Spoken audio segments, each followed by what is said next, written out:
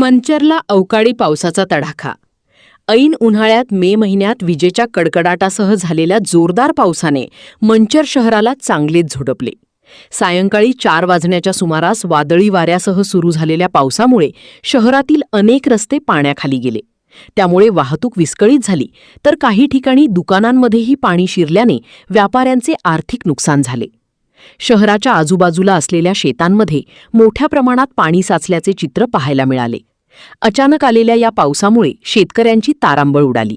शेतामध्ये काढून ठेवलेल्या कांद्याचे नुकसान होऊ नये म्हणून कांदे झाकण्यासाठी शेतकऱ्यांना मोठी कसरत करावी लागली. मात्र अचानक झालेल्या अतिमुसळधार पावसामुळे शेतीमालाचे मोठ्या प्रमाणात नुकसान झाल्याचे समोर आले आहे. दरम्यान महात्मा गांधी विद्यालयाजवळ पुणे-नाशिक महामार्गावर एक मोठे झाड उन्मळून पडल्याने काही काळ वाहतूक विस्कळीत झाली होती.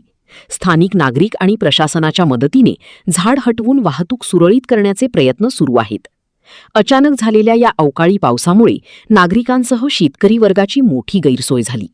ऐन उन्हाळ्यात झालेल्या पावसामुळे वातावरणात गारवा निर्माण झाला असला तरी काही ठिकाणी विजेच्या तारा नादुरुस्त झाल्याने शहरात अंधाराचे वातावरण पाहायला मिळत आहे.